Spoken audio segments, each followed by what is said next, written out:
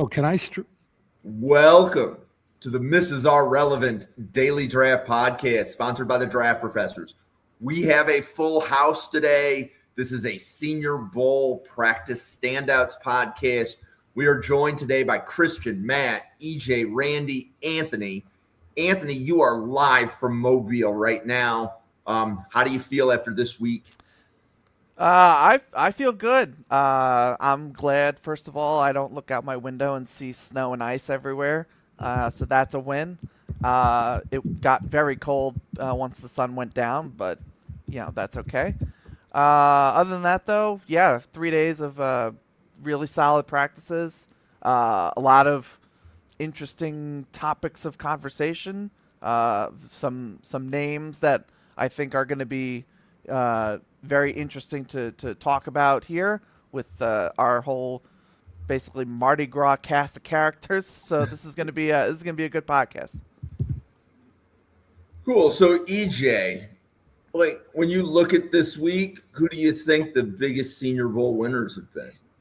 Um, I look at the well. First of all, I guess the darling of the Senior Bowl is probably one of the biggest winners. Is probably Ted Hurst, wide receiver out of Georgia State. Everybody's talking about him. He's got the measurables. 6'3", he weighed in at 207, which is up from 195. Is what Georgia State had him listed at. What you saw from him is you saw the downfield speed he has. He's got a long stride length for a taller guy. You saw he can outrun guys, and he has shown the ability to high point the ball down the field. When I pulled up his tape from Georgia, I thought he needed a little bit of work on his route running from the short to intermediate. I think he needed a little bit of work on his release package. It's just to get his feet sped up a little bit more of a dynamic start and stop ability. But there's upside there. That's coaching. That's reps. He can add that to his game. But coming from where he was at, because usually during the draft process, he wasn't really a guy that was really mentioned among a whole lot of scouts, but he's had a big rise going up into the Senior Bowl, and he's probably jumped up a couple of rounds just from this performance. Okay. Any other standouts that you can think of, Randy? Me? Yeah. Well, I'm interested in the guy, Tyron Montgomery, just to stick at the wide receiver position there. The kid out of John Carroll. I think from what I understand, he's put up a great week down there. I'm not down there in Mobile myself, but I've been watching the clips and kind of listening to everyone and everything that I can that's coming out of there. And Tyron Montgomery's had some real nice plays. He had a nice catch in the end zone. Well covered by Chris Johnson yesterday. And I mean, to my understanding, he's been stacking good days down there. He was completely not on the board for pretty much anyone. I don't think I heard his name at all prior to Senior Bowl week. I don't know if anybody here had any takes on Tyron Montgomery before, but he's really put himself on the map. Todd McShay yesterday was talking about him going potentially top 100, which seems like maybe that's a big jump from completely off the board to top 100. Kind of what are you guys seeing from Tyron Montgomery, and what do you think his reasonable draft range is in April? I mean, I'll just tell you, since I'm here, I can confirm that he has been sort of the talk of the town, if you will. Coming out, he was at the American Bowl, sort of, that's kind of where I think he got put on the map, so to speak, in terms of, his draft process. But yeah, he's had three really good days. You mentioned the Moss, Mossing Chris Johnson catch, that got a big reaction here in Mobile. There was another really nice rep where he just sort of burned Colton Hood on a comeback route, or it might have been a curl route. But he like you said, he stacked several good days. I am hard pressed to find John Carroll film, as I imagine many people are. But if you're just sort of the broad sense, if you come in as a D3 wide receiver with virtually no hype and you outplay, I would say at least 95% of the wide receivers that were on the field this week. Certainly, I think top 100 is, in the conversation logically. He's a little undersized. He's 5'11", 190. It's nothing terrible. But it looks like he's got the speed and he's got the route running chops to be a contributor and be a difference maker in an NFL offense. Matt, I don't know if you got a chance to watch him, what you thought of him this Senior Bowl week. I did get to watch him for a little bit, some of the reps from the Senior Bowl. I was most impressed with simply his release off the line of scrimmage. His ability to just get off and separate immediately upon the snap was incredible. He had some in-cutting routes that were unbelievable. I was thoroughly impressed by that. And to also go back to Ted Hurst, who I also think is a big winner. These are two small school wide receivers who are really like making the money for themselves. That's kind of what these events are all about. And they're showing that they can keep up with some of the better corners in the nation, like you said, with him beating Colton Hood and Chris Johnson. Those are huge reps for those two. So I was thoroughly impressed. Montgomery plays a lot bigger than he is too. Those two impressive, climbing the ladder, making unreal catches. Definitely should be getting a lot of attention after this. Yeah, and I think when you talk about getting film, Anthony, it's interesting. John Carroll University, I was doing a little bit of research into there, and small school, a lot of us hadn't heard of it, but we've heard of a lot of their alumni because their alumni absolutely litters the NFL, both personnel, coaching, front office ranks. There are a lot of these guys in the NFL that are probably going to have heard of Tyron Montgomery and have the inside scoop on him. We're talking about guys like Greg Roman, Josh McDaniels, Nick Caley, Brandon Staley, Chris Shula. There's a lot of guys in the NFL that come from that small school, and I imagine they're going to have the inside track on him. So, yeah, for sure. And the first name I think of when I hear John Carroll is London Fletcher, right. the all-time great linebacker.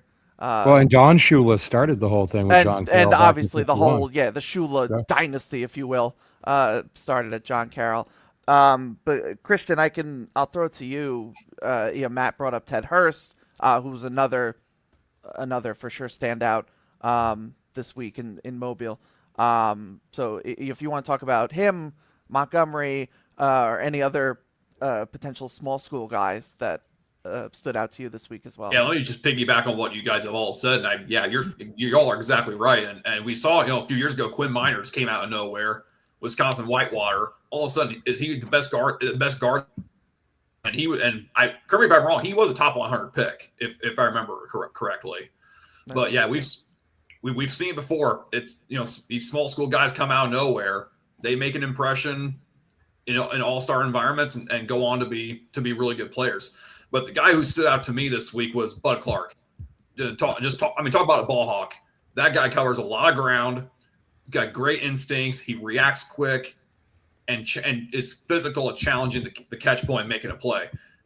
Just left and right, especially the last 2 days, he was everywhere making plays. Yeah, go ahead. Well, I was just going to say, I think Bud Clark, and I've heard Kyle Lewis and Jacob Rodriguez also, just in terms of that back seven, there are a couple guys who really took this opportunity to stand out. And, it's both, you also have to consider the other side of that, right? Which this is probably one of the worst QB classes we've ever seen. Maybe two of these guys get drafted that are at the Senior Bowl. These guys, they're not great. But they're really taking advantage of that on the kind of coverage side of this. Jacob Rodriguez making some impact plays over the past few days, as well as, like you mentioned, Bud Clark. And I hear Kyle Lewis looks great down there. Well, so let's talk about the QBs, right? Because I think we should begin a conversation in a weak QB class. EJ, what's your take on the quarterbacks at the Senior Bowl? Any winners, or did they just reinforce what you already thought? So I guess you could say Garrett Nussmeier is a winner just because you can see he's back healthy and throwing the ball again. You see he's got a little bit of the velocity back that he had before all the injuries and before the dysfunction at LSU. So it's good to see him back and healthy again. The best thing about Nussmeier is his command of the offense. You know, we all know his story, son of a quarterbacks coach. So he has the quarterback skill set down. Like he has the quick reads, the processing ability. He had all of that down. He's not the biggest guy you would want. What he measured in at like 6'1", 202. Not the biggest size, not the fastest guy, but he's a guy. He's showing he's a guy that can run your offense. I don't think he's going to be he's not going to be a high draft pick or anything like that. But somebody's going to bring him in and be a backup, and he may have to fight for his job later on down the line if he wants to be a starter. But I think it's a win for him just showing up, just being healthy. You look at a guy like Taylor Green, pretty much what you saw at the Senior Bowl is what you saw on his film. You see a very big, very talented, very strong arm, very athletic quarterback, but you get a mixed bag when it comes to as a processor, as a decision maker. Because I mean, just on day two, just like two, I think they was almost back-to-back plays where we all saw the bomb to Malachi Fields, the other guy who had a good Senior Bowl, Malachi Fields. But we saw the bomb to Malachi Fields. You see the arm talent, you see the mobility in the pocket, you see the big play ability. But then again, you see the naked bootleg where he throws the interception, where like that's just a bad decision there. So that's more of the same with Taylor Green. He's gonna be a project at the next level. He's gonna be like your boom or bust type of guy. Somebody's definitely gonna take a chance on him. You didn't see a whole lot from guys like Sawyer Robertson, who I like. Other guys like Cole Payton, who also I like. I think they'll get drafted later on in the draft, but none of these quarterbacks are going into the NFL with a team with a plan for them to be a starter. They're going to go in as backup. They're going to go in as cheap backups or developmental projects, and we're going to see where we go from there. Yeah, I think Taylor Green is a guy that I really like coming into this event, not as much as a starter, like you said, but really as that depth quarterback that needs some time to learn. He's athletically so gifted. I mean, all of the intangible tools you could want for a quarterback, being 6'6" with his size. We watched him rip a ball like 60 yards downfield just effortlessly, like all the arm talent there. There's a ton of upside there, and I think he's getting a little bit of the Anthony Richardson treatment where people have a bit of a sour taste from quarterbacks that are big, athletic, and freaky in that way. But he's also on the older side, so it's a little bit different. But Green has those intangible tools that you look for, and in a draft class where quarterbacks are weak, I think we'll see guys like Taylor Green, maybe Drew Aller, and other guys that have the size and the arm talent, like maybe get a little bit more attention from draft scouts simply just because of size and intangible traits that they think they may be able to gamble on. Yeah, and I mean, to that comment in the chat there, that throw was impressive. It was really just a flick of the wrist. Like you look back, it looked like he barely even cocked back to throw that thing. But to go back to a comment earlier in the chat there from Ryan Sparks, where he said there'll still be like 10 QBs drafted. I've heard a number of analysts project that, they think this could be a least QBs drafted ever type of class, which the lowest we've seen ever is back in 1955. There were 6 QBs drafted. And then in the modern era, 2015, there were 7 QBs drafted. I'm wondering what some of you guys think. Do you think that we'll be talking about the least QBs drafted type of class? So that 85 draft first, I'll fill in, right? So I'm probably the elder statesman on the podcast, but I remember the 1985 draft because the discussion in that draft was, should the Bills take Bruce Smith or Doug Flutie number 1 overall? Right? So I'm old enough to remember that. But that was also, I believe, the USFL.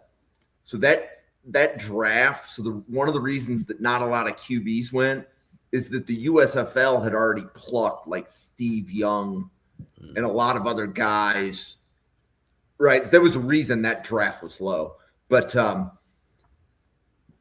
I think part of the reason that few QBs will go, it's because of the number of QBs that went back, right? Because teams don't draft quarterbacks every year, right? You're going to draft one like once every 5 years. So you're probably just punting. You're probably going to punt a year if your team needs a QB and you're not the Raiders.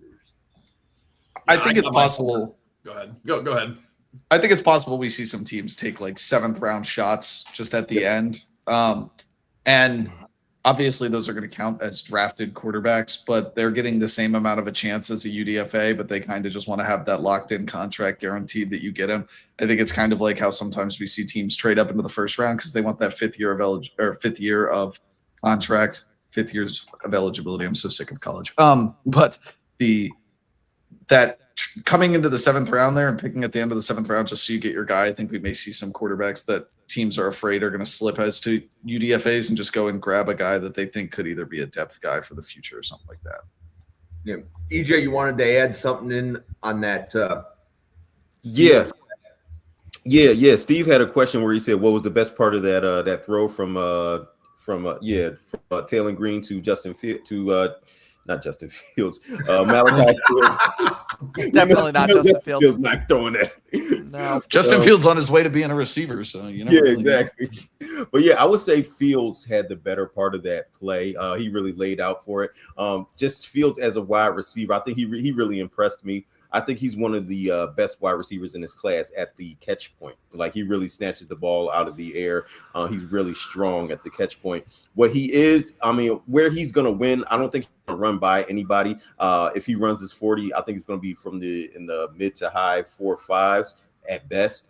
But he has an amount of short area quickness where he can get to the top of the stem and he can lose guys there. That's how he gets his separation. That's how he gets off the line of scrimmage. But if he's going to win vertically, it's going to be in a contested catch situation. And I think he's like a 70-30 guy as far as contested catch situations go. But like, I think he's going to be a very, very productive receiver at the next level. I think this is a big win for him at the Senior Bowl. I was actually how he able to create separation in the team drills. I mean, there were times where he was getting 3-4 yards of separation. That just it makes it so much easier for a quarterback when you have that big a target with his catch radius and who's able to create separation on corners. But I got my board pulled. Going back to the quarterbacks and how many could be drafted, I've got my board pulled up. I've got 10 that I think are almost locks to get drafted this year, and probably 4 or 5 of them maybe like what Matt said, or maybe 7th round flyers that teams want to get in the building and get under contract. I think really quick to go to Fields, because I know Randy wanted to talk about him. We were talking about him earlier, just going back and forth in the chat about, what Fields brings. And similar to how I was saying Taylor Green is kind of getting the Anthony Richardson treatment, I'm kind of afraid that somebody like Malachi Fields is going to get the Keon Coleman treatment, where analysts and GMs are sick of guys that like come in and they may not separate. Yeah, don't even. That organization is a dumpster fire right now. But the way that he goes up and catches the ball at the catch point, one of these like highlight play receivers with unbelievable hands and a big catch radius, and that like basketball style of receiver where it's just go up and get it, go get a rebound. Malachi Fields is that type of guy, but I think people also saw that in Keon Coleman, and he did not do the things that he did at college at the NFL level. And whether that's the Bills' fault, whether that's his fault, whether that's said, there's many people to blame in there. But so we did a Buffalo Bills wide receiver podcast on Tuesday. So we did what does the wide receiver room look like and stuff like that. And one of the things that we talked about specifically was contested catch. If that's your dominant trait, that doesn't translate consistently college to the NFL. For sure. And it's like an inconsistent thing. So it's okay that you win that way, but it's difficult to make a living winning that way. Yeah, I think that was what I was talking about with Randy. Kind of wanted to let him chime in on what he thinks makes those two guys different. Yeah, well, I mean, I think specific to the play that Steve was referencing there, I think that Fields was the kind of the better half of that, just due to the ball tracking, right? Like, obviously the throw was off target. He has to track this thing down 50, 55, 60 yards downfield, lay out for it. Like, it was an amazing catch, more than it was a great throw. It was a good throw in that it showed off arm talent, but it wasn't a great throw in like it was on point and, where the receiver needed to catch it. So certainly it leans towards Fields as to what was the more impressive half of that play. But I've been on Fields since early in this process. I think Jim can attest. I was taking Fields in the second round of Patriots mock drafts like 3 weeks ago, a month ago. And now he's getting talked about as a top 50 prospect by a lot of people. I'm not sure he'll eventually go top 50. I think probably 50 to 100. But I do think, he's that contested catch guy like you guys talked about. I think he's got a little bit more shimmy and shake to him than people kind of realize. I think if you go back and watch that Virginia tape, he was getting a lot of screen passes. He was getting a lot of like tosses to the side where he had to create after he caught that ball. I think he kind of fit into the Notre Dame offense, and I don't know which side of that to blame. I don't know if it's the quarterback or just the offensive scheme or him just fitting into a new environment. But I think he fit into the Notre Dame offense a little bit slowly. And we kind of didn't see the sort of production this year at Notre Dame like we had similar the past couple of seasons at Virginia. But I'm really excited about him as a prospect, just the tools, the size, and also when he doesn't have the ball in his hand, the impact he can make on the field in terms of run blocking or blocking for other receivers who have caught the ball behind him. He might be the best receiver blocker in the class. Yeah, it's either him or Denzel Boston. He has a wicked stiff arm too when he has the ball in his hands. Yeah. Well, he's a rocked up 220, man. It's not there's not a lot of fat on that guy. Right. So Anthony, when you were looking at the linemen in Mobile, offensive line or defensive line, do you feel stronger about one group or the other? Defensive.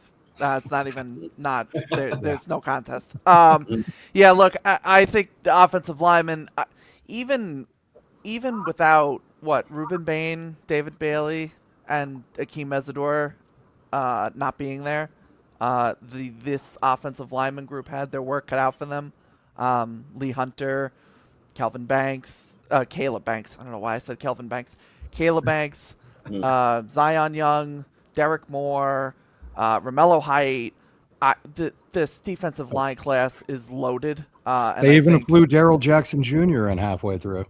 Yeah, and Tyree West. But no, the offensive linemen had their work cut out for them, and I think some of them stood out. I think the winner of the offensive lineman is probably Max Ihenachor, the tackle from Arizona State. I think over 3 days he looked the most like an NFL starting tackle.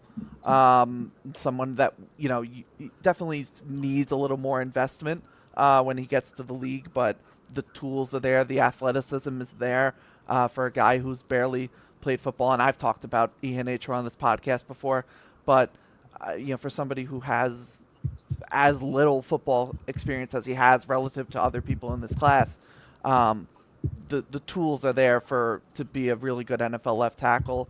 I would throw out Sam Hecht, the center from Kansas State. Really solid week for him. He's not going to dominate in terms of just raw power, but he is so fundamentally sound, moves well, can block well out in space. He had a really solid week. And one more offensive lineman I would throw out, Logan Taylor, the offensive lineman, I'll say, from Boston College. He's played every offensive line position except center. He played, I think he took snaps at both tackle and guard, but primarily guard this week, which is probably where he winds up in the NFL. But another one, solid technique and fundamentals, good hand placement. He handled Caleb Banks even pretty well on one rep. So those were the three that stood out to me. Of those, I think Ihenachor is probably the only one that even has a chance at being a first rounder. The other two are probably like late day 2, early day 3 kind of guys. But yeah, so three of them stood out. Let's talk about Logan Taylor from Boston College for a little bit, because when we covered him on the channel, when we did the scouting reports, the grades weren't the same. Not everybody saw Logan Taylor the same way. So we've got 5 people here to kind of compare notes with. EJ, where are you on Logan Taylor from Boston College? Guard, tackle, how high is he on your board? I think he's a guard. Got him like right now as more of a day 3 type of guy. I mean, he didn't really stand out to me a whole lot during this Senior Bowl. I still got to circle back around and do some more work on him. But I got him as a guard. I think he has necessary power. My whole thing with offensive linemen is I'm looking at the power first and foremost. Can you move guys against their will? I think he has a little bit of that. I think he has a little bit of a technique, but he's a guy I'll give an incomplete grade on just because I haven't watched enough of him to give a really strong grade on him. But I'll circle back around to him. So, Christian, how about you? Logan Taylor from Boston College. Yeah, I agree with Anthony. Technically sound. I've got him early day 3. One rep today, I noticed that he didn't really stand out good or bad until the rep against Rayshon Benny at the goal line. He got caught lunging, completely whiffed, and Benny got through in the backfield and stuffed. I believe it was Kalon Black who was on the goal line and got stuffed. So like fundamentally sound, but that was a bad rep. But that was the only play that really jumped out to me. But yeah, I've got him early day 3 with some potential, and I've got him as a guard. And Matt, how about you, Logan Taylor, Boston College? I watched a good bit of Boston College this year, especially looking for Jude Bowery on the other side. But Logan Taylor has been, like you guys said, technically sound. He has the athletic traits. Again, at 6'6", he kind of has the size to be a tackle, but I don't know that he's going to move well enough to stay at tackle. At this Senior Bowl, we got a lot of guys that are guards posing as tackles, I think a lot of people can agree that there's like maybe 70% of the tackles that are playing down there are going to be moved to guard at the NFL level. And I think Taylor's one of those guys, but I think he also will have to add some weight if he's going to shift over to guard. So as of right now, I have him listed as a tackle because I haven't seen him add that weight and move to guard. And I don't know that at 6'6", 305, he's going to find a lot of success anchoring himself on the interior of the offensive line as a guard. But I think that is where he inevitably ends up, but they're going to have to add some bulk with him and work on him and getting his hips low and playing down at that level. Yeah, and Randy, I know that you live and have gone to several Boston College games. I believe that's pretty close to you, right? So do you want to comment? I thought you've commented on Boston College players on other podcasts. No, I just a little bit, just in terms of like local, local interest, keep it, et cetera. I think that there is a Bill O'Brien coaching there. It's kind of a small circle of guys who know each other, coaching the Patriots, coaching the BC Eagles. And, that's kind of my interest there. But no, I don't actually really have much of a take on Logan Taylor, to be honest. I was interested in circling back around to Max Ankor. Is that how we're saying it? Anthony, do we have a clarification on how to say it? Of all the things I accomplished in Mobile this week, one of them was not figuring out how to say this name correctly. I think it is Nature. Okay. So anyway, that's what I'm going with. My question about him is actually the similar question about Markel Bell. Both these guys, to me, have like a basketball player build. Now, I know Max is, and I'm just going to call him Max because I'm not going to do the whole last name thing. But I know Max was a basketball player and didn't actually even start playing football until about 2021 when he went JUCO and kind of developed some technique and stuff there. But my question is, a lot of times there's value in being there and actually getting eyes on these guys and being able to kind of tell things that we can't, right? Like anybody can watch tape, anybody can watch games. In person, when you see these guys, like Max, Max talked in an interview about getting up to the weight he's at now and said something like, hopefully no more. And I've heard questions about how he carries his weight and that sort of thing. And I've heard, skinny ankles, kind of skinny legs. Is he going to be able to hold up long term in the NFL under power rushers and stuff like that? And I have similar questions about Markel Bell, who is just the guy is all legs up until like 5 feet, right? and he's carrying a lot of weight. He's very top heavy. We saw him get just trucked by Derek Moore on day one. Now, just because Markel Bell has a family to feed, also, I will follow that up with saying he came back with another rep, and in which he held off Derek Moore. So, just being fair, you should look that one up too if you look up the first one, but the first one's more fun. What do you think about how these guys carry themselves and how these guys carry that weight? Are they just adding on an unnecessary weight? Is it helpful? Are they going to be able to hold up? Are they going to lose the leverage battle a lot? What do you think? Just seeing them in person. So specifically on Max and Markel, neither one visibly looked like they were carrying bad weight.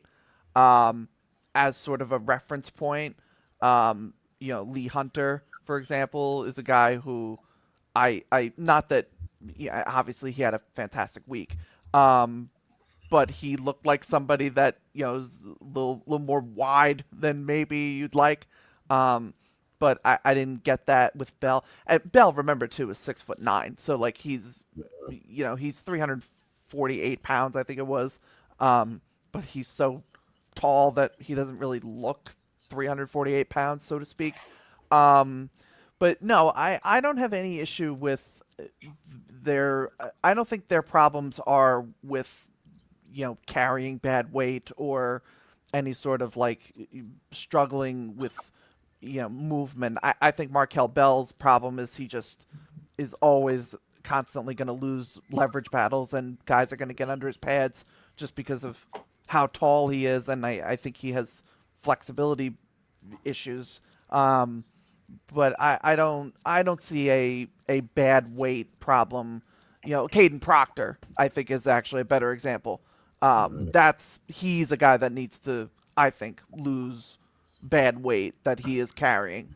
And obviously he wasn't at the Senior Bowl, but he feels like a player that I think there's a weight discussion to be had. Whereas with Bell and Ihan Achor, and actually I think Ihan Achor kind of trimmed a bit because I think he was listed like 330, and then his weight at the Senior Bowl was like I want to say like 320 something, like 325. 225. 325. So yeah, so he was, which might have been what he was all along. But I think 6'6", 325 and 6'9", 348 is fine. I mean, that's a very much like a DeJuan Jones build. But even that, I don't see, the way that DeJuan Jones was carrying bad weight. I don't see that as much with Bell.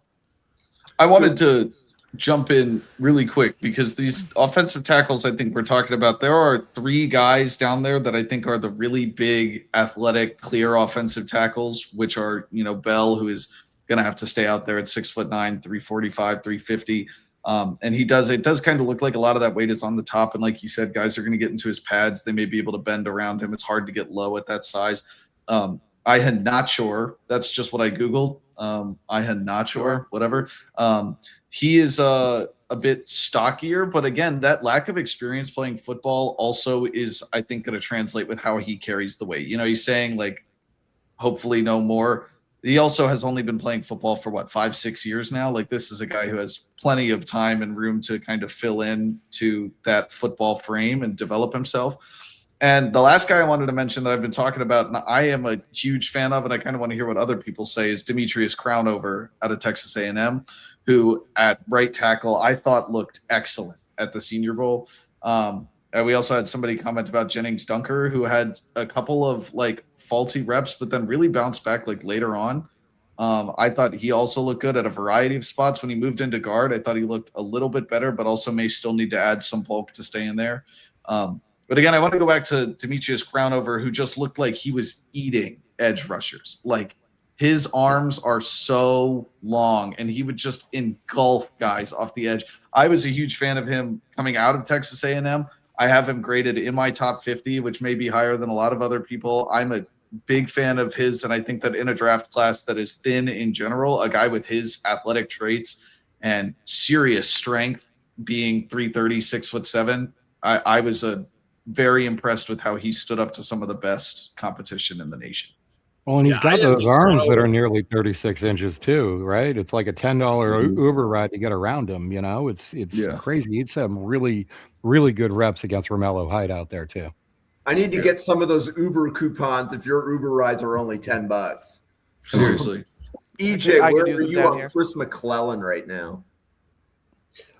He did all right. He got a little bit of pass rush ability. I like him more as like when you saw him on that defensive line, like you saw Zion Young, you saw Damian Wilson, who's not in this draft, but you saw some pass rush ability, you saw some quick hands, you saw some get off from him. That's what I like. I like to get off at that size, and I think he's got a swim move that I saw. He's got a swim move where he can knife in as a 3 technique. I would play him anywhere from a 0-0 shade, 1 technique. Let him penetrate some gaps. So I think he is some upside with that guy. And McClellan I is would a think- man-sized tackle too. Whew. Yeah, exactly. He's huge. That's one thing we're seeing. Like these defensive tackles, they're starting to move up these boards. They're these guys are big. They're and they can move. And real quick to piggyback off the offensive tackles, Hanacor and Demetrius Crownover. What I liked about them was the way they were. I thought they was the best 2 at dropping their anchor. You see guys with their offensive defense line one-on-ones, guys were getting pushed back into other people, getting pushed back into the crowd and fighting through it. These guys were stopping halfway through and dropping their anchor, and that defensive end or the defensive tackle was going nowhere. Those 2 guys, they're bigger guys, but you saw the footwork to match speed on the outside. You saw the anchor to deal with the bull rush. That's like a foundation of what they can do at the next level. You can just straight build off of that because Hanacor, he's got to work with his hands, like with replacing hands and with his aiming point when he's shooting his hands. But they both are able to withstand a bull rush. Crownover specifically, he used a double underhooks technique where you're taking on the bull rush and you're directing the momentum up.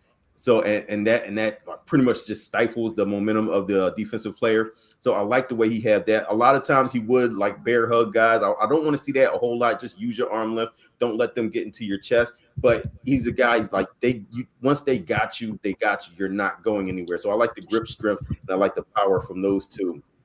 He did have hands on the outside quite a bit, which was my biggest, I think, concern that I listed for him as a big weakness of his and something I'll have to work on because there are NFL edge rushers that are going to take advantage of that and force him into holds. And you don't want a penalized guy. And other people can feel free to correct me if they didn't see this on film, but you don't see guys that are 6'7", 330 pounds and can sink their hips and just stop the way that Demetrius Crownover does. That Texas A&M offensive line was filled with big dudes. I mean, Armaj Reed Adams is another massive man, but the way it was just completely different on that offensive line. I felt like I could clearly see a difference with the athleticism of Crownover to sink down into his stance and just simply stop. It was like there's no bull rushing through that guy. And so the question was coming into this, I think, how he's going to handle speed rush. And handling somebody like Romello Height and getting your hands around and, even though he has some of that outside stuff, just engulfing players like that is so impressive to me. The speed rushers, and I noticed this against Height a couple times, but Height was able to swipe back across his body and win inside. And that could be a problem when he gets to the NFL. I wasn't near as impressed with Crownover as a lot of people were, but you're right. The traits just jump off the screen. The length, the ability to drop his anchor. And once he gets his hands on you, it's over. Consider that a win for him. But the speed rushers are going to give him a problem if he lets them get back across his body, swipe across his face, and get back inside on him. Yeah, I agree, and mentioning Romello Height, and I led with this. Like, I think overall the offensive tackles just had a lot to deal with the edge rushers. I want to bring up, if we're going to pivot to D-line, Nadame, I don't know, Tucker from Western Michigan. Bang the drum, man. I genuinely think he had the best week of all of these uber talented edges, and I'm not necessarily saying that he's now the highest ranked of all the guys that were there, but he just felt like every day was pretty consistently winning, and winning in a variety of ways.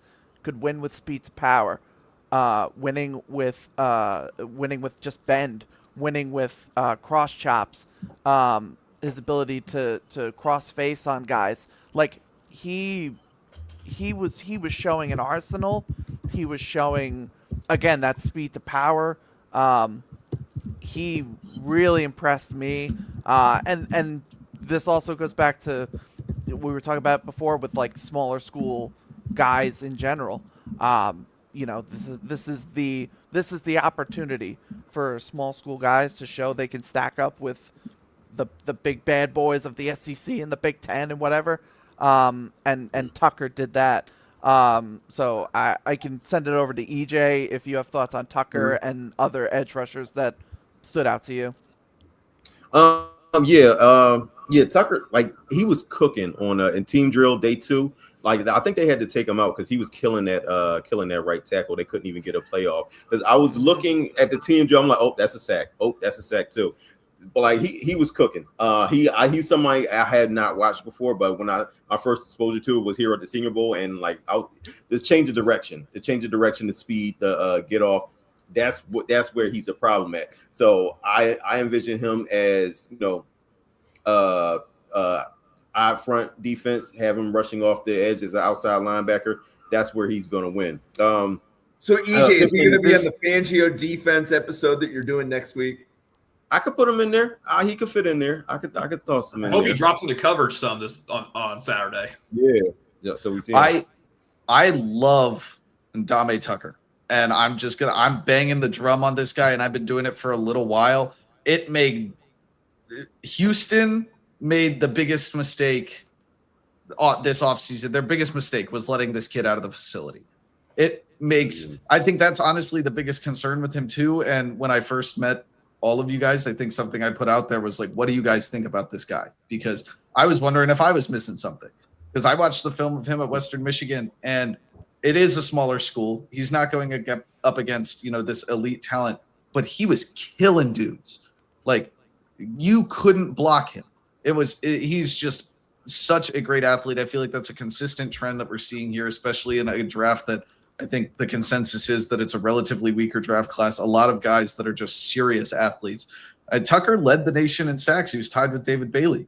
Like, this is a dude who seriously knows how to get to the quarterback, seriously knows how to rush the passer.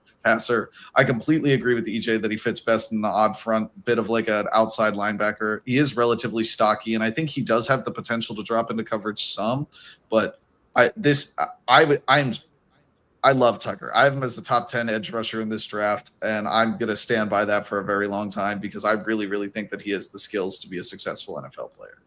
Now, if I could just stick on the D line, but move over a little bit, because we've got some big guys on that side of the ball too, right? Caleb Banks out of Florida. This is a guy, limited action this year, just not a lot of recent tape to study, but 2024, he was dominant. He's a guy who's, he's super physical. He's got all those athletic traits and stuff, but sometimes he's a little bit lost on the football field too. He blows through that offensive line, and the running back just waltzes right past him. In settings like this, it's kind of really built for a guy like that. I thought day 1 he was a little bit underwhelming, but day 2 I'm watching clips of him literally throwing offensive linemen around. I'm wondering what all you guys think about, because coming into this season, I was of the mind that he could challenge Peter Woods to be a top defensive tackle in this class. Obviously, injuries kind of waylaid that a little bit, but I still think we could see him the middle back end of the first round, because it's just physical traits and bodies like that. 35 inches, 6'6", 330. And like I said, he was literally just throwing offensive linemen around down there in Mobile. What do you guys think of his ceiling there? Yeah, so what do you think of Caleb Banks? I'm just going to throw in super quick. I just want to say this, like, since I'm here and I was watching him on the field. Absolutely right. Day 1, underwhelmed, got locked up multiple times, and everybody was kind of collectively like, Oh, I guess like he's not as good as we kind of hoped he would be. Uh, yesterday and today, he not only was better, he was louder. He was jawing at pretty much everybody, talking a lot of shit, saying things that I cannot Somebody repeat pissed here. him off. He was pissed off after day one, and he played like it, and it was absolutely like, oh no, he's legit. Like we all, again, the collective feeling of like, oh no, Caleb Banks is actually a really good football player. So yeah, I wanted to get that out. Like he played pissed off, and it showed in the past 2 days. And you could hear him, and it was great entertainment as well. The But if anyone has more substantial thoughts on him, So go right Christian, ahead. what do you think of Caleb Banks, and then what did you think of Colton Hood? So I actually had I just pulled up my last big board and I had Banks my 57th rated player just because the lack of tape from this season and play from other defensive linemen such as Lee Hunter, Dominic Orange. There's a lot of uncertainty, and Banks needed to have a big week this week. He will not be that low for my next board. He'll be back in my top 30 because he was a problem yesterday. He stacked another good day today, and you could tell he's confident with him. John at offensive lineman, you can tell he's got that fire, and he's back to having that confidence. And the flashes of him like he's got elite level flashes where he can wreck a game wide open. And I'll follow up with that and transition to Colton Hood. Really good player. He's so patient. It was day one. I think it was against Tyron Montgomery actually, where it might have been Reggie Virgil. But it was a one-on-one down the sideline, and he knows Virgil's got the speed, but he stayed patient in his technique, pivoted his hips, and stay with him stride for stride in the end zone and force an incompletion. So I like Hood a lot. EJ, where are you on Colton Hood right now? Yeah, I think he's very technically sound. I want to see how he tests at the combine, but I think he's technically sound. He's very patient. He can play in man, he can play off man, he can play some zone. When I want to ask everybody else, because I heard from some other guys that was down there at Mobile, and they questioned Colton Hood's like movement ability, his change of direction, his quickness, his lateral quickness, and they said is not what they thought it would be. So I'm wondering, did you guys see any of that, and how do you feel about how Colton Hood moves? I mean, I could tell you, I saw it on his rep day one against Tyron Montgomery from John Carroll, where he got basically cooked on a curl route by Montgomery. And overall, yeah, I think there were times where he kind of, was a little late to react, or just didn't have that elite change of direction that you'd hope for. I always felt like, though, that kind of his best was, in man coverage, being able to play the ball in the air, working down the field. That always kind of felt like his, his bread and butter, so to speak. So I wouldn't, I didn't watch him this week and think like, oh man, he's a lot worse than I thought he was. I don't think he had a particularly great week. It was sort of an up and down kind of week for him. I think he got better on day two compared to day one. And then I didn't really even notice him that much, to be honest. Or no, actually, I didn't notice him because he was on the sideline.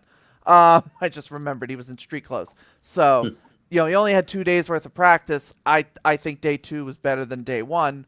But yeah, I don't think it dramatically altered what I thought of him. I still think he's a potential first rounder. I will probably have him as like a day two guy. But if the league took him like back end of round one, I wouldn't be surprised. But Randy, if you've got more thoughts on Colton Hood.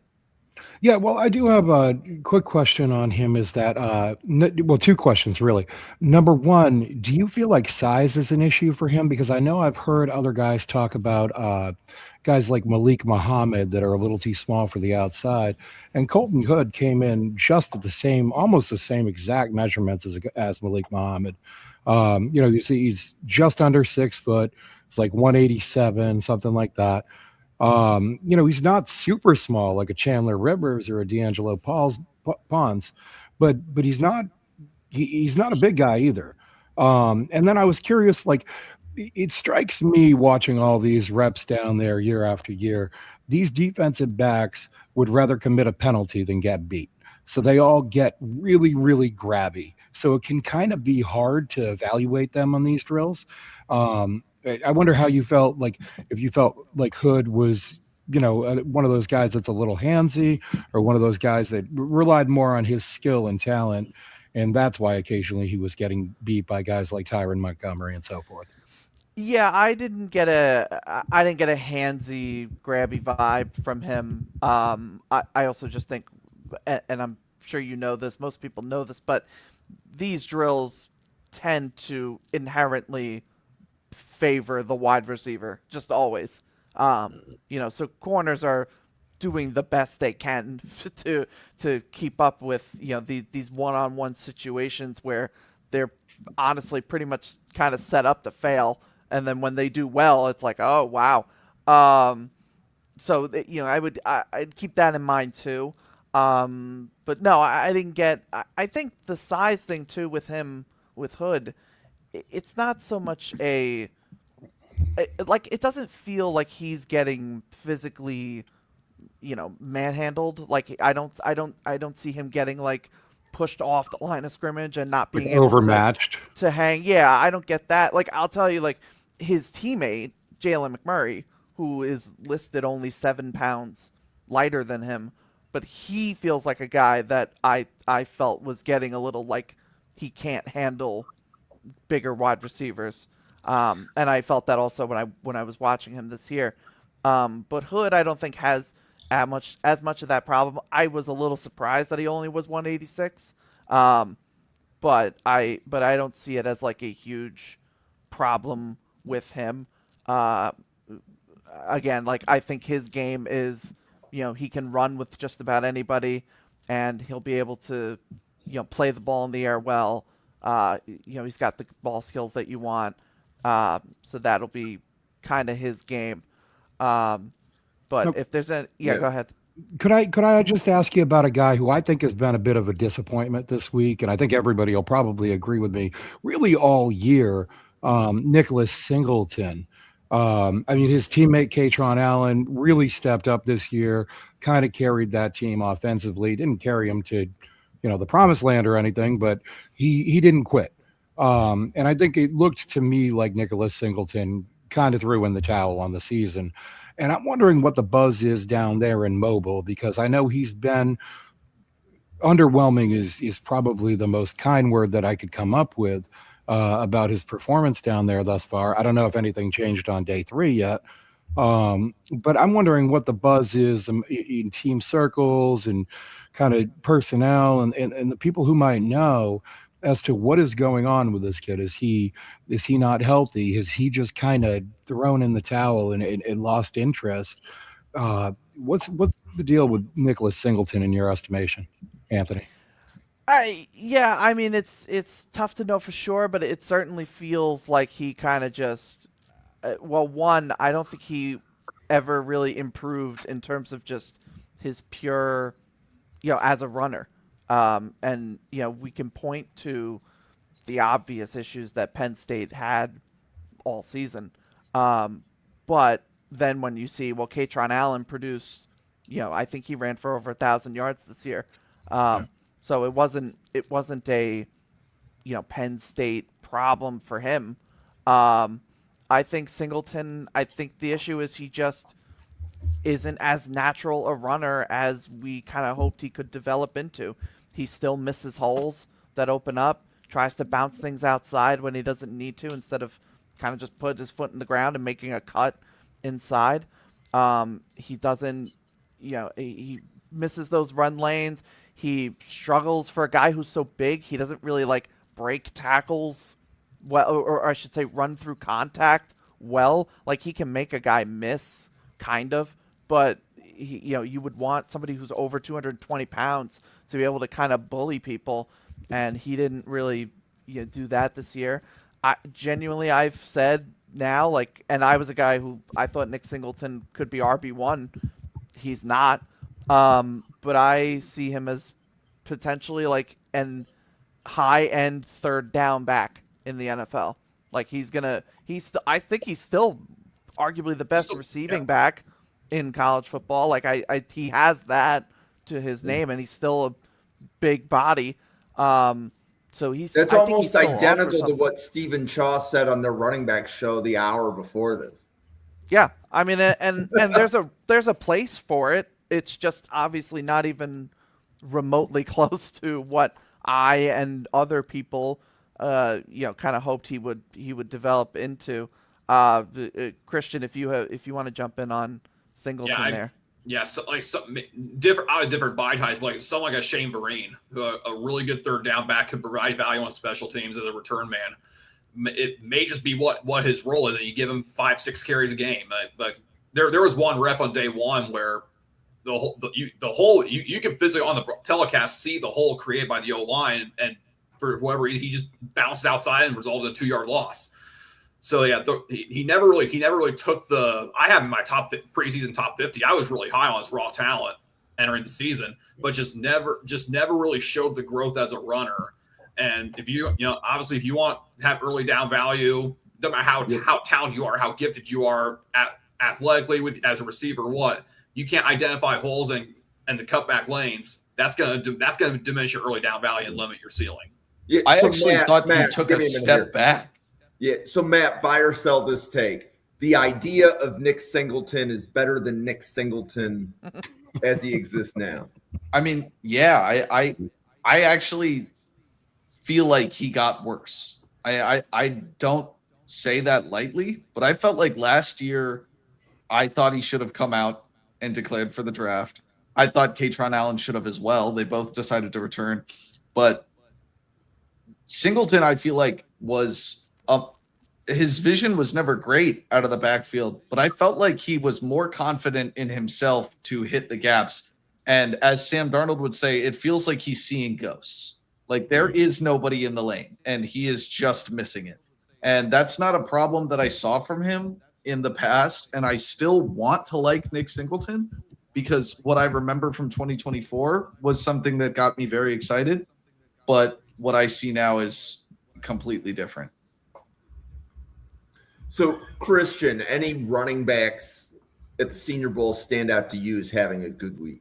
Mike Washington. He'll probably be my top 3. He might be my third running back after this is all said and done. He might run 4.4, maybe even get into the 4.3s at the combine. I'll be curious to see what he runs. But at 220, he can move, compact runner, powerful on the goal line. It would not shock me if he becomes a three down back at the next level. And about the only position we haven't touched on are the tight ends. Matt, any tight ends that you think are winners and losers for Mobile? Oh, I'm blanking on a name right now, and I'm scrolling. But the Utah let me tight throw end, one. Sam Roush from Stanford. Yep. Okay, that kid, he can catch, he can block, he can kind of do it all. I think he's going to be a day 2 pick. Like maybe 3rd round, something like that. I think he could be an immediate contributor. Very good all around player. NFL. Yeah, I mean he's a guy who you had some questions about because he's had such bad quarterback play at Stanford. But he showed up here. He showed that he could make catches. He showed that he's a good blocker. I think he's made some money for himself this week. And Dallin Bentley made a hell of a catch today, if I remember right. But he made a heck of a play. And if I can, I'll let you guys go on. I'll just add, I completely agree with Randy. I think Sam Roush was easy tight end 1 here and could honestly I don't even think top 50 is like that crazy for him at this point. I think he's proving that he checks like every box, can block, can run routes, can run routes down the field, can win in soft zone spots. Ideal size. He's like 6'5", 260. He is like a much more, in my opinion, a much more complete tight end than I think a lot of the guys that we've talked about for a majority of this draft cycle. I will throw out one other quick name. I'm gonna mess it up again, but I'm gonna make an attempt. Nate Burkircher, whatever. Texas A&M. A lot of the chatter with him, myself included, was that he could be like the next Jackson Hawes, where like he could be, you draft him late day 3, and you get him as like your tight end 3, and he thrives in these like 12 and 13 personnel heavy run concept looks. He made some nice grabs in the passing game. One in particular, it was the last rep of, I think, day 2, where it was him, and I honestly forget who he was lined up with.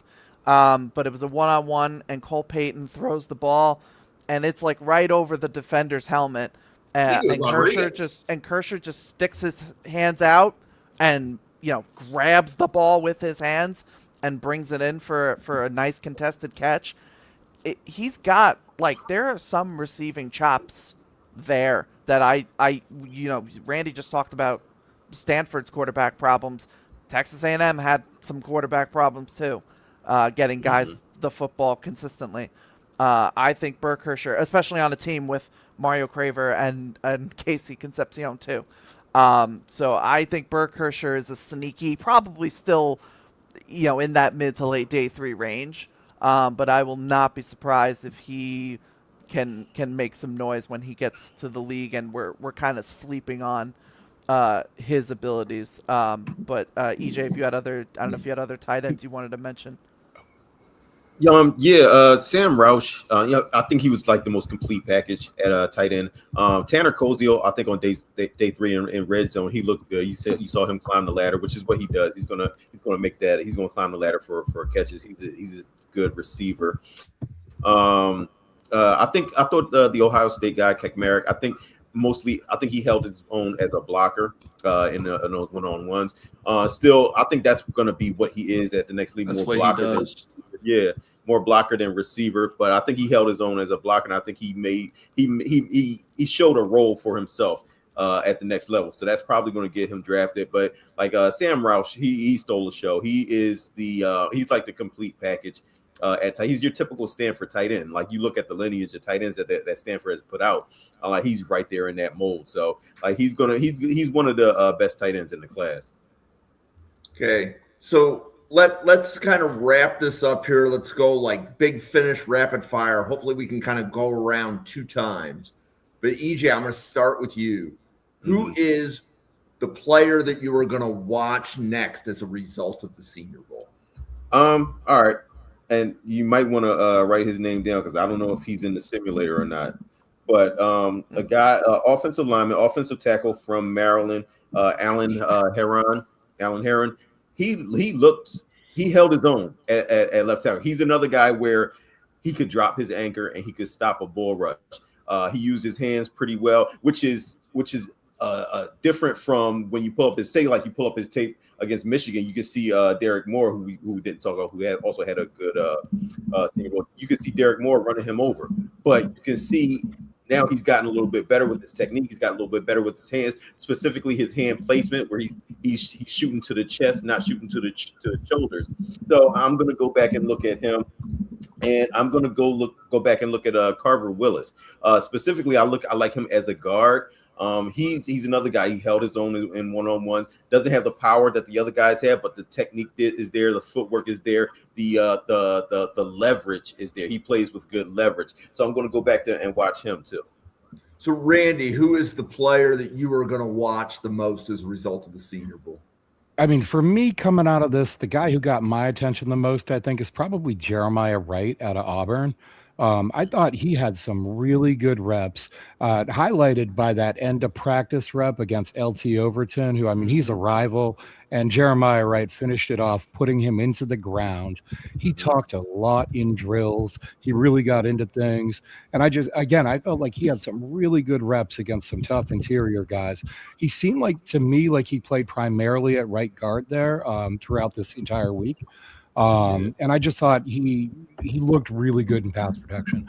I'd like to look at a lot more of his tape coming out of this week. He had a really good trap block on, I think, Derek Moore today. Okay.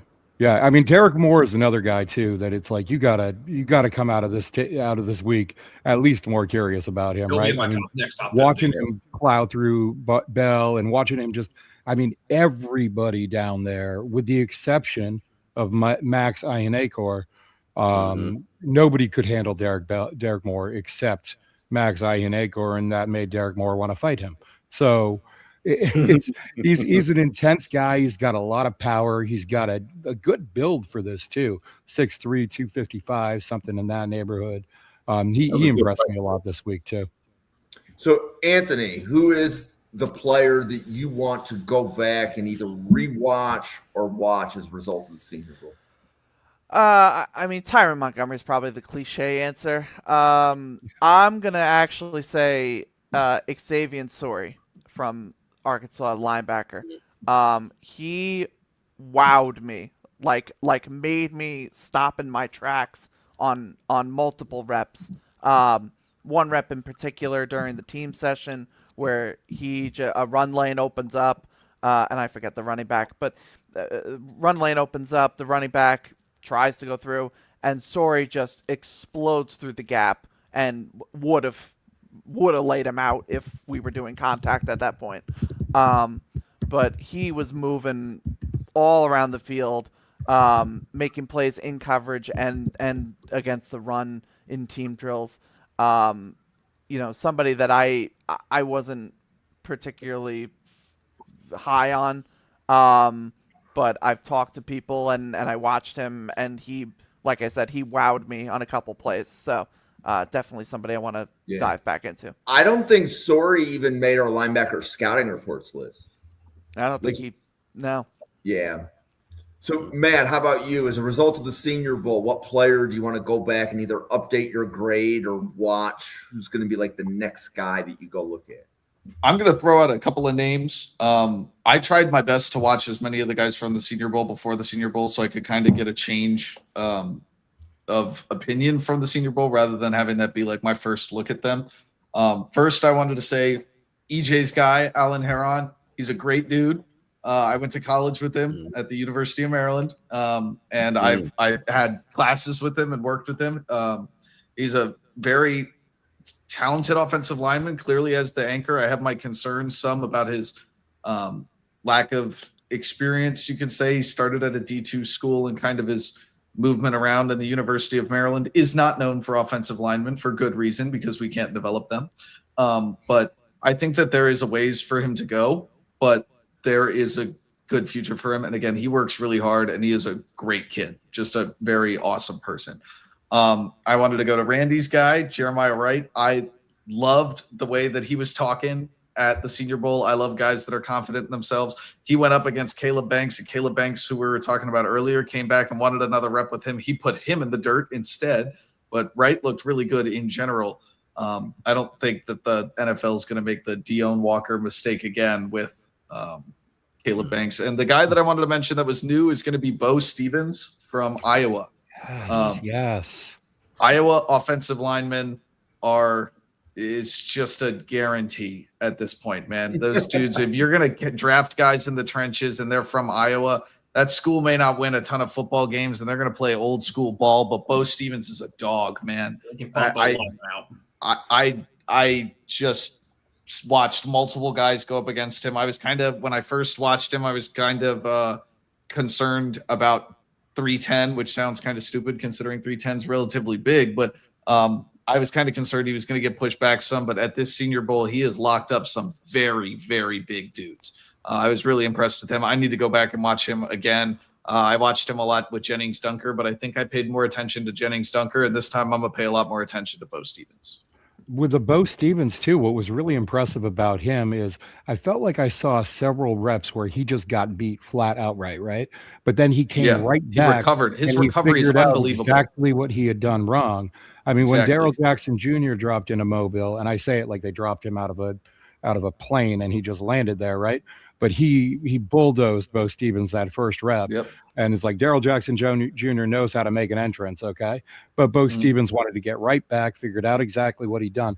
And he had a habit, it seemed to me, of being able to kind of like slip back and let defenders get like their own momentum work against them, where all of a sudden they're on the ground and he's standing there like, hey, Yeah, he didn't do that jump set crap that we see like every single time because the offensive linemen are just slated to lose, so they're jumping at the guys at the line of scrimmage. He did a good job setting back, and even like you said, the second rep he won. But I also felt like even if he lost on the first move, somebody swiped his hands out of the way or kind of got under him and got into his pads, he did a great job anchoring himself and recovering, like making that footwork adjustment to stop himself in his tracks. So I do want to hear what Christian has to say, so I want to move on to him. Yeah, just to piggyback on Bo Stevens, it felt like he was getting matched up a lot with Lee Hunter and Daryl Jackson. And when you're matched up with someone who moves like Lee does at that size, and someone like Jackson who has his length, you're gonna have your fair share of losses. But yeah, there was one time where he absolutely planted Lee Hunter on the ground. Yeah, his ups and downs. He had ups and downs, but his ups were really, really good. The two guys I've got my eye, or I'm gonna go back and rewatch is Matt Scott and Adame Tucker. Didn't really have him. I didn't watch a whole lot of them heading into this week, but that's going to change. Yeah. Speed, power, bend, on stunts. He did nothing but win. I'm not sure he had a loss all week. And the other is Baylor's Josh Cameron at wide receiver. A weapon down the field. I was a little confused as usage today. They were trying to get him on a lot of short routes, some outs, some curls in. That's not real. He's gonna get down the field, and I'm gonna go back and watch him because he was winning constantly those first 2 days during one-on-ones when he was able to get down the field and test the secondary. See, for me, Josh Cameron's one of those guys that we were talking about Malachi Fields earlier, living in contested catch situations down the field. That's Josh Cameron's one of those guys that I'm not sure I would want living in contested catch situations down the sideline. I think coming over the middle, being kind of a big slot, possession receiver, that's where he's going to live. I don't think he's going to, almost not quite a gadget player or whatever, but I think he could play maybe a little bit of like an H-back role even sometimes. He's just got that big running back body. It's almost confusing seeing him down there with that number 34 on his back. Like, listen, you're built like a running back. You get the number of a running back. Figure out what you're doing, okay? I think we've covered Joshua Cameron on this very podcast with EJ because he has to change his number. I think we will cover in Baylor. I hate that, man. I love watching that guy. I love watching that guy get downfield in the run game and smoke a corner, just like flattens guys as a run blocker. It's not, that run blocking similar to like tackling with corners. Like it's not going to kill you. You know what I mean? But it's one of those things that like is a plus.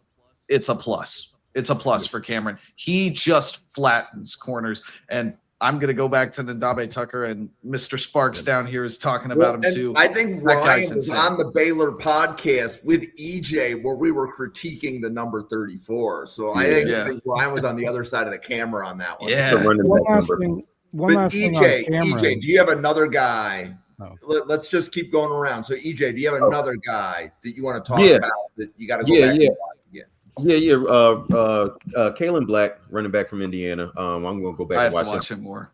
Yeah, you couldn't cover him when they did the running back versus linebacker drills. They couldn't cover him. Couldn't cover him at all. He running a little option route. He turned the option route into a wheel route. nobody could stick with him. Like I like the quickness that he has, and even in the team drills, he runs with a little bit of power. He's a decisive runner, 5'10", 206. So I like what I saw from him. And real quick on Josh Cameron, he was also an excellent punt returner at Baylor. So he would fit into that big slot role where he can just get the run after catch yards. That's the type of player he is. He's another guy. I like the way he snatches the ball out of the air. He attacks the ball in the air. But like he's got some quickness to him. But like that big slot, that Juju Smith-Schuster type of guy, he's that type of player. Well, and the problem with Cameron, though, that we haven't touched on and that this event won't touch on is the ball security, right? He's had a fumbling issue. And so that's something when you're going to live off yards after catch, off my ability to punt return, you better figure out how to hold on to that football because you can't be dropping it all over the place. So that's something he's going to have to work on right out of the gate in his rookie year, no matter where he ends up. Two hands. So, Randy, you have to drop one more player's name of somebody you got to go back and watch more of. I don't know that I need to. I mean, maybe watch more of him, but Jacob Rodriguez is the guy that I'm curious about. Okay. He's measurables are going to be very, very low percentile for a linebacker. But at some point in time, you just need to take football players. Okay. Yeah. And this guy is an amazing football player. And I'm talking about like maybe there are a lot of people who think he's top 15, top 20 in the class in terms of just evaluating football players. I think this is going to be a guy who's probably going to end up going on day 2, maybe late on day 2. There are some people who even think he falls into the day 3 range. And you're going to get a guy that is just, how did I get him where I got him? I think this week showed all of that. He's down there playing against, all-star players, making big plays, interceptions, impact plays. He's a walking turnover machine. And I think he's going to have a great pro career. And I'm just wondering, where folks think, what do you think is too high to take Jacob Rodriguez? And I'll ask you, EJ. I'll kick right back to you. Where is too high for your team? I don't know your team, by the way. So what is your team, and where would be too high for Jacob Rodriguez to be selected by them? So for my Eagles, I think anywhere before day 3 would be too high. I mean, because athletes get drafted, so I'm thinking he's gonna go somewhere day 3. But for my team, like we're pretty stacked at linebacker for the first time ever. So like they're probably I would say I'll give day 3. I'm a Chiefs fan. I feel the same way. I think that I will be viscerally angry if the Chiefs draft a linebacker in the first 2 days of the NFL draft. So I love Jacob Rodriguez, like this guy said. Master of the peanut punch. Dude has a nose for the ball. I will pound the table for players who have an eye for the football. I love the show talking about Bud Clark. That's a guy. Rodriguez is another. Bryce Betcher at Oregon. Kyle Lewis at Pitt. Those are guys. If you have a nose for the football and you can locate it through the air and play through contact, I don't care what your measurables are. I'm pounding the table for you. And Rodriguez qualifies as one of those guys. One super underrated thing about Jacob Rodriguez, or not really underrated, but understated, I guess, is just also, and maybe Anthony can speak to this because he's at the event, but he practices hard. Like on film, you can watch it. Incomplete passes, he's running after the ball, man. Like the play is over and he is not done playing football. So I think that there's also, especially on defense, there's a certain amount that just giving max effort will get you. This guy's never taking a play off. There are guys that are going to take a play off. It's frustrating, but this is a guy who is going to be, he wants to be on the field. He wants to hit people. He wants to play the game, and he wants the ball. So I was also impressed by him. So Anthony, I mean, I in a recent Pats draft podcast we did. Oh, sorry. I was just going to say in a recent Pats draft podcast that Jim and I did together, I took Jacob Rodriguez in the 2nd round, and I was not disappointed by it. I think that up here we got Mike Vrabel kind of running the show, and I think his past shows that he is more of a fan of tape than he is of measurables. So he belongs there for the right team. Definitely day 2 pick. Yeah, for the right spot, he belongs there. Yeah. So, Anthony, any other player you want to bring everybody's attention to that you want to either go back and watch or just stand out from the week? Yeah, well, I'll just quickly add on Rodriguez. For the Jets are abhorrent at every defensive position these days. Yeah. So we certainly could use him. I don't know if I'd want. So the Jets have we have 2 second-round picks and 2 first-round picks, no third-round picks. So with that, framing it that way, I don't think I want the Jets drafting Rodriguez until day 3 either. Because I wouldn't use a top 50 pick on him. I still think, like, yeah, man, you love the dude, you love the effort, you love the nose for the ball, all that's great. At the end of the day, I think he's still an average athlete and average measurables, and this is actually a really good linebacker group. So I just don't think, I still don't think top 50 cuts it for me for Rodriguez. I'm gonna stay with linebackers, and I'm gonna throw out Owen Heineke from Oklahoma. He balled out today. He had a really good week overall, but today in particular, balled out. Was flying all over the field. Had a nice pass breakup on a running back option throw. Had a really nice run stop on an outside zone play. That dude was flying all over the field.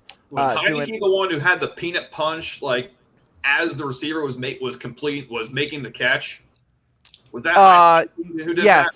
Yeah, I think he did do that. I know Kyle Lewis did that too, but I think Heineke had a forced fumble also. But yeah, man, he was just again moving all over the place. And full disclosure, not somebody that he was like one of the few people I actually didn't get to watch before Senior Bowl. I'd heard his name thrown around, but I didn't have an eval on him.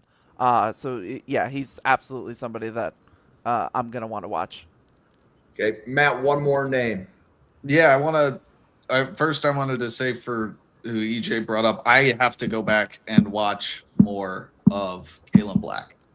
Very experienced running back, and I liked what I saw from him when he was playing at Indiana, and I liked it when I was watching it live on TV, but I didn't get a chance to go back and watch that film. A lot of it was that I was watching Indiana, and I wasn't watching for running backs because similar to how I know Alan Heron, I know Roman Hemby. And Roman Hemby is also very fun. I really wish he was at this event because I think he's going to test well at the Combine. Another dude that's just an awesome person. I swear I don't think that about everybody from Maryland, trust me. But I wanted to give some shout out to Roman Hemby because I like him a lot. But I'm going to move to one of the more like undervalued positions just in the NFL nowadays, which would be the slot corner. I think Jalen Kilgore from South Carolina is a guy that everybody needs to watch a little bit more. Whether it's at the Senior Bowl or just the film in general, nickel corners are becoming essential in the NFL right now. You need a guy that can play that really strong coverage on a variety of receivers because, like we mentioned before with Cameron, you're getting these bigger slots in the NFL, but there's also the smaller ones like Khalil Shakir who can shake and bake. And then also, if you're going with the nickel corner, you're sacrificing a linebacker. So you need somebody that can play and run defense. Jalen Kilgore can do all of it. Around the middle of the season, I had him as my number one nickel corner. He has since been passed by Scott from Miami, Keontae Scott. Love him, but Jalen Kilgore is a fun watch on film. This isn't exactly a Senior Bowl like take. I think he played well enough at the Senior Bowl. He did an interview about kind of like dropping some weight, and he still looked plenty physical there, so I was happy about that. But man, he's listed at a safety on film. This guy needs to be in the slot every single snap in the NFL. He is a full-time starter. I love it. Christian, one last player. You got the last player of the podcast. Big shoes. Player I did not watch at all coming into the event, but he consistently caught my eye, and that's Quintavious Hutchins from Boston College. Yeah. Talk about Ben. Crazy. I mean, Markel Bell stood no chance whenever he was, because he's small enough and quick enough. He can right underneath his arms and wrap right around, no contest. So I'm definitely have to check him out. Cool. Well, This, first of all, I want to give props to all 5 of you because it's tough having 6 people on a podcast. I put something in the group chat, hey, who wants the podcast in the Senior Bowl? And it's awesome that there were 3 people that volunteered, right? So it's awesome that we were able to make all of this work. So let's pause real quickly, let everybody know kind of what your social medias are and how to find you. So Christian, feel free to introduce yourself to everybody watching and let them know how to find you. Yep. So my name is Christian Zwick. My social, as you see on the tag there, at Zwick_Christian on X, Twitter, whatever you want to call it. I'm kind of brand new to this podcast thing. Been part of the Draft Professors for a couple months now. But follow along on my socials. Check out my draft boards and mock drafts. And appreciate the support. Oh, love having you on, Matt. Welcome to the channel. I'm brand new. This is my first one. My socials listed there. You can follow me, Chabot Sports, on Twitter. I also run a website called Next Up CFB, where I kind of write my own articles. I have my full position rankings, updated draft boards. Sometimes I do mock drafts, things like that. Just a variety of different things over there. But I joined here to kind of do some podcasts with people who do it the best, and that's what I was looking for. And I had a good time today. I'm hoping to be back and do some more regular appearances out here, and feel free to shoot me a follow and talk about the draft. I always love comments, so love talking with people. Love having you. Thank you. Anthony, it's great to see you on a weeknight. Of course, happy to be here live from Mobile. You can find me on X at Anthony_Russo97. I've posted a bunch of clips and interviews with players and a bunch of stuff from here in Mobile. And I've got my Substack. I'm going to post either, I don't know. I'm trying to decide if I'm going to do the big board reveal first or a mock draft. It'll probably wind up being the big board. So my top 150 will probably be out within the next couple days, probably when I get back to New York. But that's going to be my next project. So you can very much look forward to that and all sorts of more draft content as we're now officially 84 days away from the NFL draft, which is just insane to me, at least. Get to cramming. Right? It's almost time for draft miss. Almost time for draft miss. Randy. Yeah, so my name's Randy. I do have an X or Twitter account. It's called RI Sports News. I rarely use it. Most of my stuff gets posted on YouTube, or I have a page on Facebook, Snap Judgments. The YouTube link is right there. And just put that in. I do a daily show in the morning, about an hour. Right now, I'm in the middle of a 5-part series doing a deeper dive on about 50 Senior Bowl prospects. And we'll roll probably next week and do a lot of Super Bowl preview stuff because I'm a kind of more Patriots focused type of guy. So tune in there and, subscribe. And I'm always looking for folks that want to hop on and talk draft on my podcast too. So if any of you gentlemen or any of the folks watching are interested in doing that, you can hit me up. I'm in the group chats and whatnot. Cool. EJ, we had a lot of company. It's not just you and me today, but it's good to see you. Yeah, the full house. Yeah. Yeah. So you want to mention everybody about all of your draft content? Yeah, basically you can catch me every Thursday here at 9 on the Mrs. R Relevant podcast. You can also catch me on my Twitter handle. You can see it right there at the bottom of your screen. Basically what I am doing is on my Twitter feed is basically film-based analysis, draft prospects, scheme fits. Pretty much all my opinions are film-based, so don't argue with me, argue with the film. And you can also, I do the Rogue Analytics draft guide, so keep an eye out for that at the end of the draft cycle. I'm doing running backs and wide receivers this year. And pretty much, as always, I never, ever, ever say the word generational. Yes. Also, really quick, just to answer this dude in the chat that is wondering, both of those guys are at the Senior Bowl. Yep. And I want to thank everybody watching. So if this is your first Draft Professor podcast, where have you been all of our lives? But I can tell that there's a lot of new people watching. You can subscribe on YouTube, hit that subscribe, and we are here every day, 7 p.m. and 9 p.m. Eastern. So we had a running back podcast that finished an hour ago, or at this point, I guess it's 2 hours ago. And then we did the Senior Bowl show tonight, but we have 2 podcasts every night, Monday through Thursday. Friday nights is our biggest podcast of the week. It's a group mock draft. We will have 32 people drafting for 32 teams. We will have a couple people on the podcast. Ironically, tomorrow, EJ is going to be one of the people on the podcast, I believe. And he'll be talking about everybody's pick. So we're going to go 3 rounds, 32 people picking. You will hear EJ's evaluation of everybody, and he'll be on the podcast with Clint. So Clint is not here tonight, but I believe Clint was in Mobile with Anthony, kind of thing. So Draft Professor, we have 110 podcasters at the Draft Professor. You're seeing 6 of them on the same podcast right now. We don't normally have 6, but it's the Senior Bowl. It's kind of what we did to make tonight work. So I want to say thank you to everybody watching. I want to say give all 5 of these gentlemen a follow.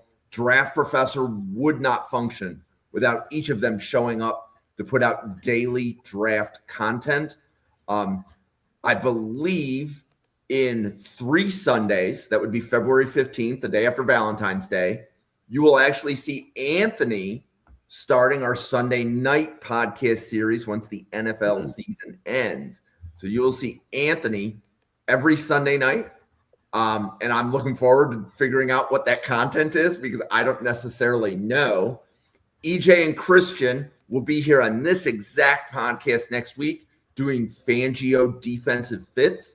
So if your team runs a Fangio defense or you want to learn what the Fangio defense is, tune in next Thursday, 9 p.m. And EJ and Christian are going to tell you players that fit the scheme. So with that being said, for the 110 podcasters at the Draft Professor, for Christian, Matt, Anthony, Randy, EJ, and myself, thank you so much for watching. Enjoy your Thursday night, and we will see you at our live mock draft tomorrow at 7 Eastern. Thank you very much, everyone.